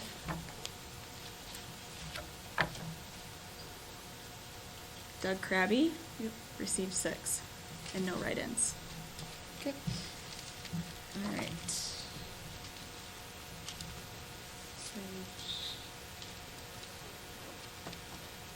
And this is School Director at Large.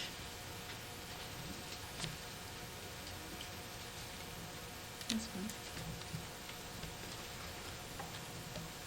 Sorry, there's nothing here. This is the worst part for them. So Kelsey Jensen, 12. Rick Sletton, 15. Elizabeth Rahoot, 11. And no write-ins.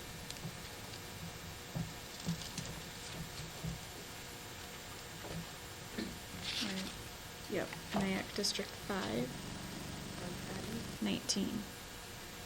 No write-ins. And then Osage, Ward 1. Does anybody want any checks? We don't have Facebook Live. No, I don't have Facebook now. Because just by chance, I was watching the lady call back. She put her Thursday. We did address it this morning. I know Casey used to. And it was on, so I must have asked you. We'll have to figure out as far as just what we're going to. Ross Graft.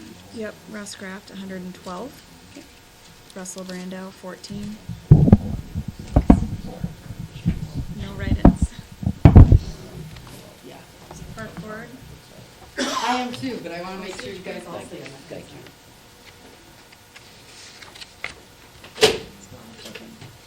Brianna Howard, 115. And there was one write-in, scattering. School Director at Large was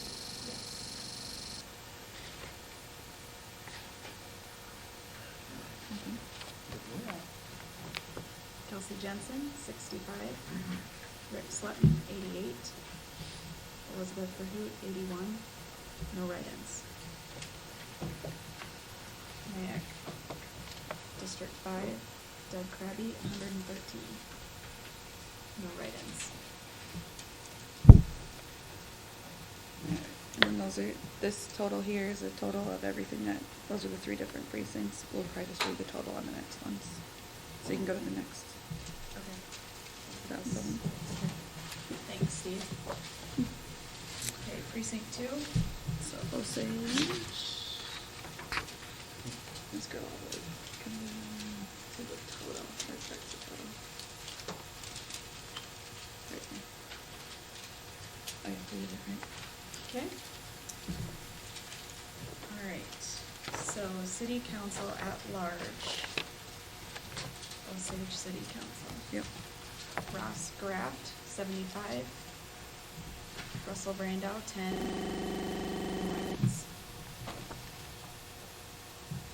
City Council, Osage City Council, Ward 2. Rick Bodensteiner, 79. And 1 scattering. Park Board member, Brianna Howland, 76, and 1 scattering. Osage School Director at Large,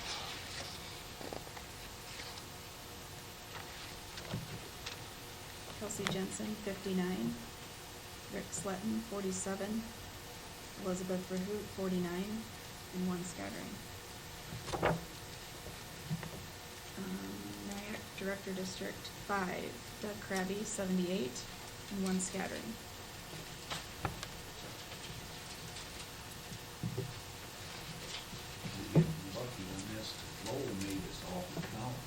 If you guys want to read it off, you can. No, this is good. Yes, you can.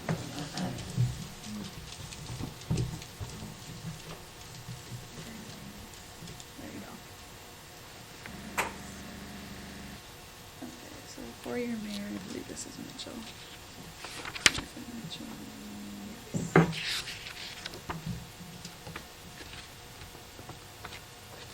All right.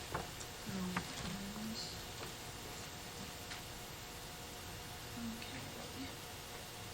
So Pat Hitch received 16. And then there's 2 others, or 3 others down here. So there's 3 scattering. Yep.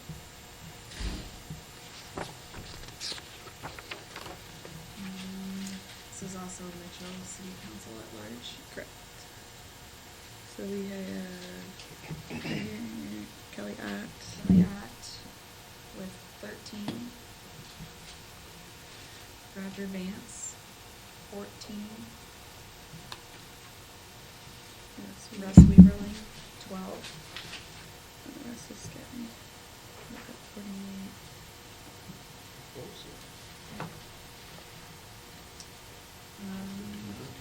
Osage City Council,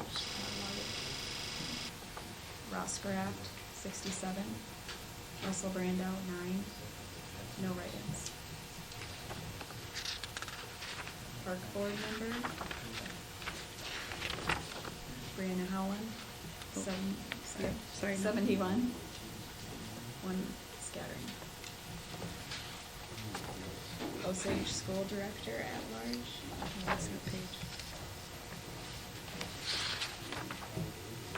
Kelsey Jensen, 144. Rick Slutton, 113. Elizabeth Rahoot, 112. No write-ins.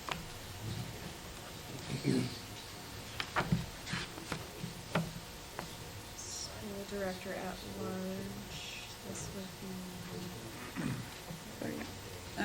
RRMR. I'm looking real quick, sorry. There were no votes for any of the candidates. Okay. School Director, District 1, North A. Central Springs. Jean Schilling, 1. No write-ins. School Director, District 2, South A, Ashley Kohler. Actually, okay, Jason Lickendorfer? Yes, 1. Okay. And Ashley Kohler, No. no write-ins. Yeah, we gotta finish the canvas and post here. School Director, District 3. Sininsky? Yep. Okay. None. And School Director, District 4, none. School Director, District 5, none. School Director, District 6, none. School Director, District 1, North B.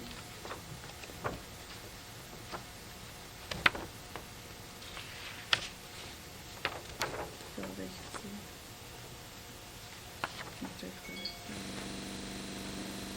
Joseph Rowe, 1. No write-ins. And District 5, Doug Krabby, 185. And 3 scattering.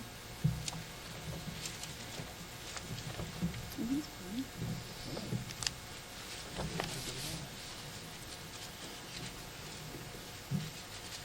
Alright, so Just not getting in the way. you can read it. Yeah, Just you not guys getting can in the way. do it if you want. March? Alright, this is City Osage City Hall. Yep. Osage City Council at Large, Ross Graft, 118. Russell Brandell, 11. No write-ins. Osage City Council Ward 4, Larry Mork, 98. Al Winters, 30. Write-in, 0. Park Board Member, Brianna Howland, 120. No write-ins. Osage School Director at Large, Kelsey Jensen, 82. Rick Sletton, 91. Elizabeth Rahoot, 61. No write-ins. Nyack, District 5, Doug Krabby, 123. No write-ins. This can be a last one. This one? Yep.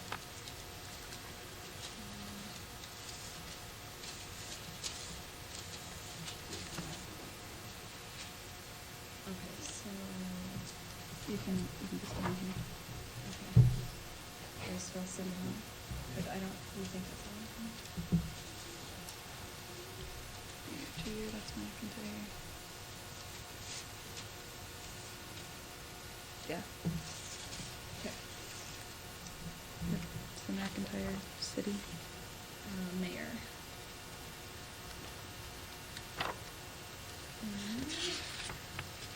Should be Mark Kramer.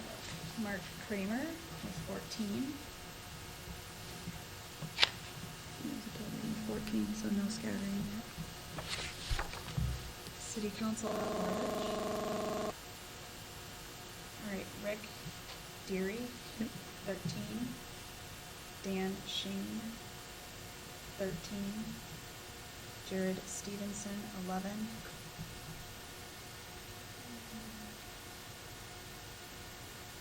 Jacob Miller, 14. Jess Eastman, 10. And the rest are scattering.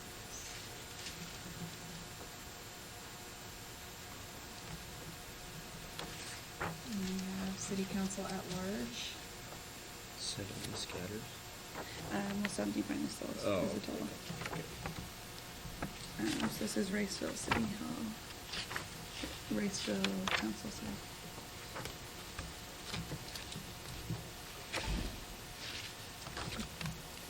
Ivan Hauser, 78. Brian Sigler, 29. Salvador Gomez, 73. Kelly Daughtry, she has 50. Because of those two. Okay. Kelly Daughtry, 50. Scattering. Should be there for. City council at large. To fill a vacancy for Riceville. Luke Harkin, 80. And 1 scattering. This is Osage School Director at Large.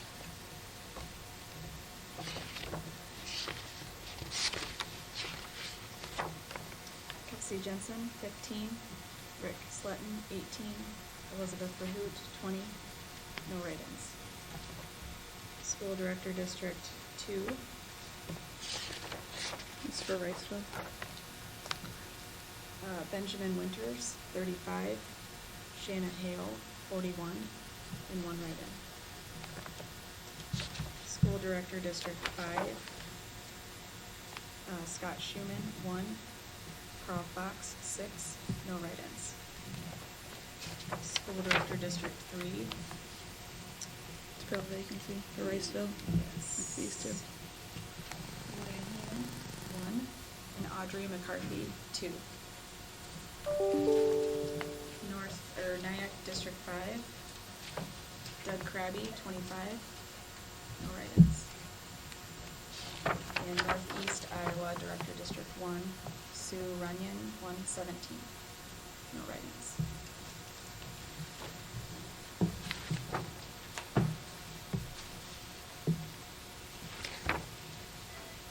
Alright, this is Stacyville. She's good. Seen them enough. She does have it all memorized.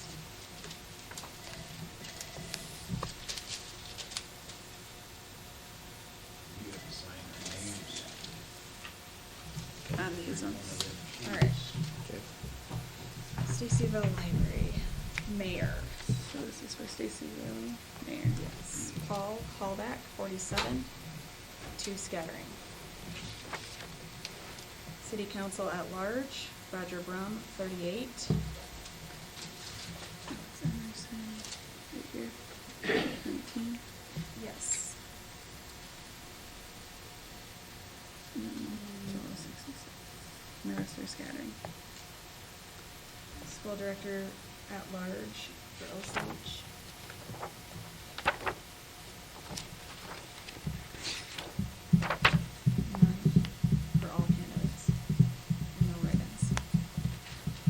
Director District 3. This thing needs to. Tony Brown, 55, and 2 scattering. School Director District 4.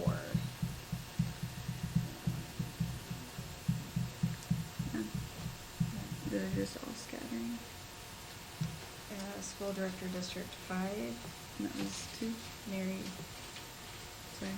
Hannah, 54, and 1 scattering.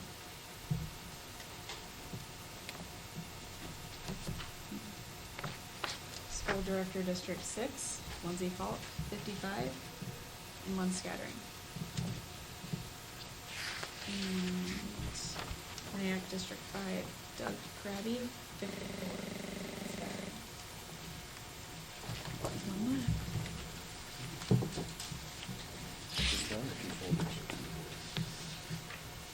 Okay, absentee. Okay. She's like, But she had it memorized. One precinct. No. Use this one. We made that into that.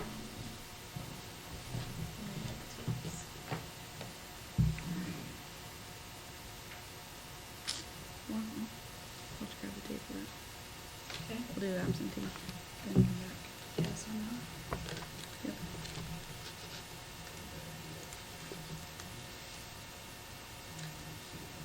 Ask Renee to just handle the, All right, so this is absentee. could be in the back of the blue binder. Okay. So this one has all the races.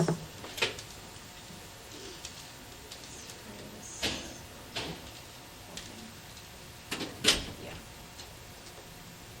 Alright, so you have Carpenter, McIntyre, no one voted for either of those two. For mayor. Okay, so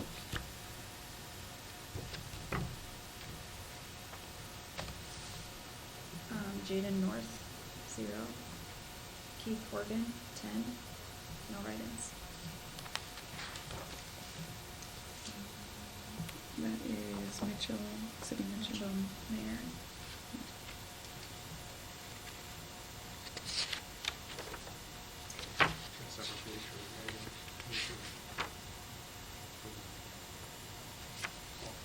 No, he can ask questions, for all the absentees. For the absentees, yeah. Every race has a page and then the absentees get put down here. Okay, so this would be Pat Hitch, Yep. 7. And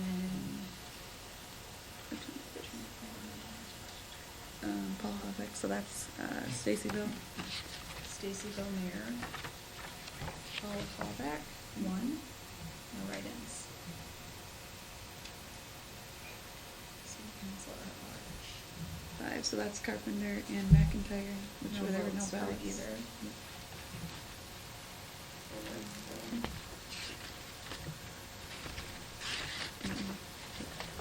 Riceville City Council at large, Ivan Hauser, 1. Brian Sigler, 0. Salvador Gomez, 0. No write-ins. And City Council at large. That's, thanks. No one voted. Okay.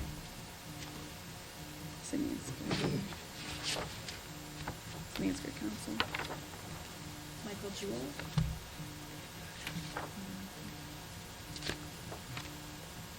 5. Ben Walk, 6. No write-ins. Stacyville City Council at large, Roger Brown, 1. No write-ins. Osage City Council at large.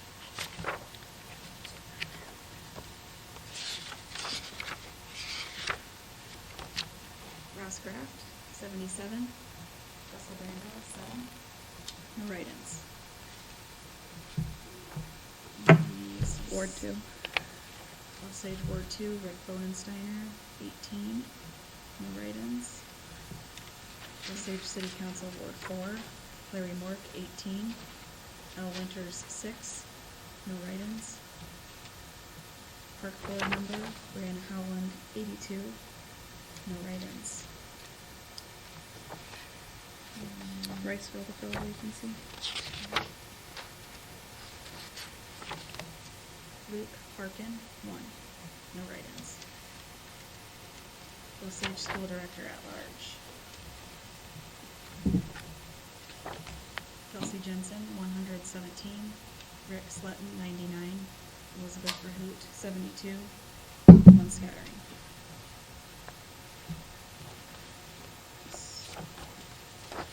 School Director at large.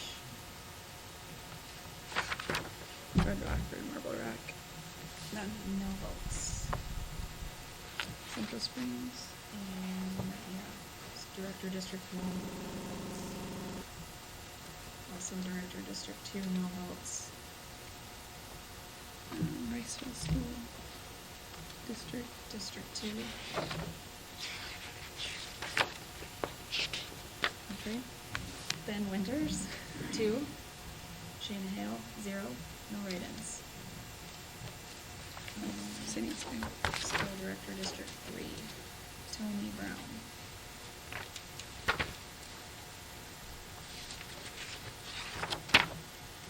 13. No write-ins. And School Director, District 4. 1 scattering. School Director, District 5. No votes.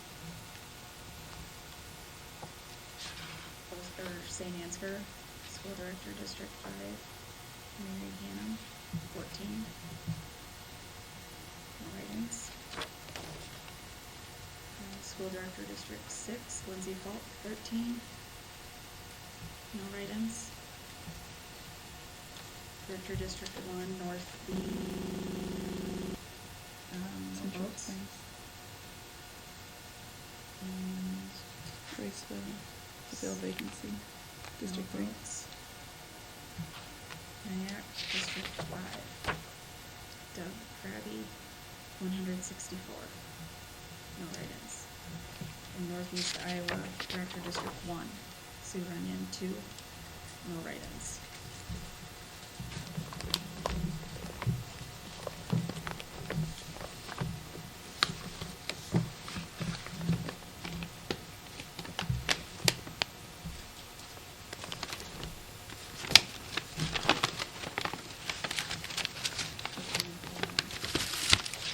That's Cindy Spring.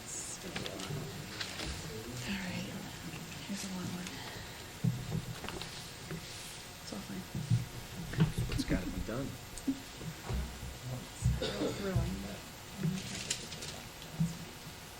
Does that get stored in somewhere forever? Mm-hmm. Can't get rid of these.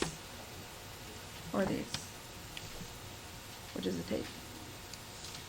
Or these. You got a warehouse somewhere with all these? Our vault. Alright. Carpenter. Yeah. Carpenter Mayor. Which is right here. Yeah, when you think Eric about that, that's Wilson, how 8. documents. St. Ansgar Mayor.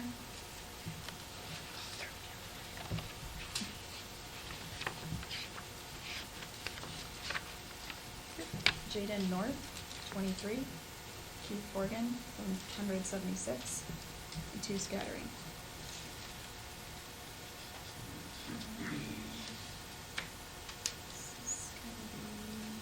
That's Carpenter. Yep. Council. So, We did those 5, the top 5. Eric Finch, 7. Tim DeBauer, 8. Ty Peterson, 8. Jerry Bublitz, 8. And Tim Johnson, 8. And 1 scattering. 1 scattering.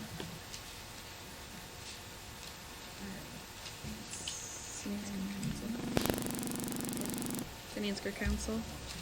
Michael Jewell, 170.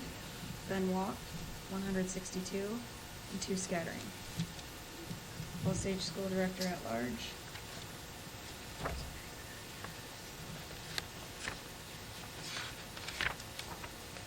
Kelsey Jensen, 7. Rick Slutton, 5. Elizabeth Rahoot, 5. No write-ins. Central Springs. Yes, North A, District 1. No votes. Also, Director, District 2, no votes. Director, District 3. Cindy Ansgar. Tony Brown, 207, 2 scattering.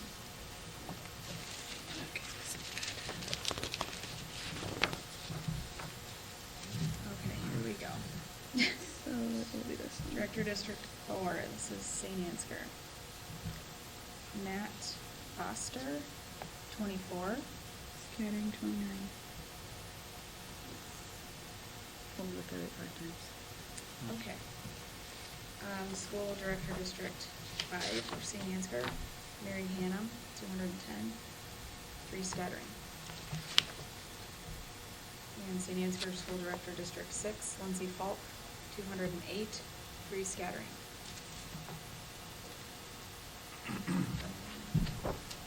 Central Springs to fill vacancy. No votes. Okay. And Nyack District 5, Doug Krabby, 204, 1 scattering. Good job. I can have you guys sign after, if you want after them, if that works for you. I'll wait here and then let you do it. For what? No one thinks you're funny right now.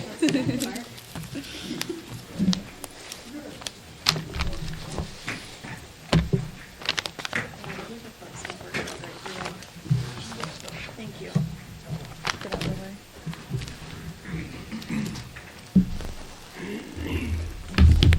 Don't run off now.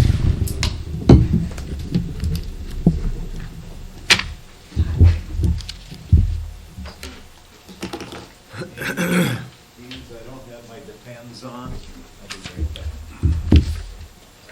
Is there an agenda for the, that you got? Perfect, thank you.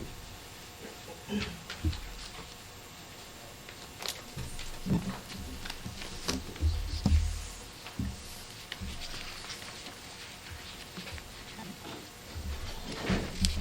Thank you.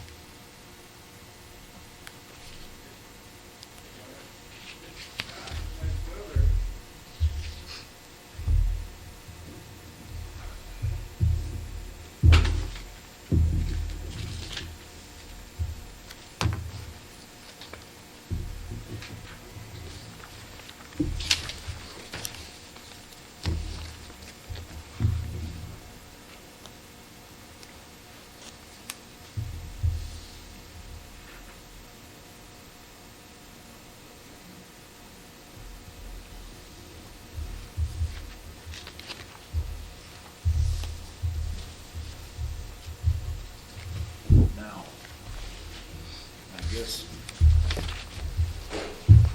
being that we didn't officially end that meeting, we're gonna end it. Yeah, okay.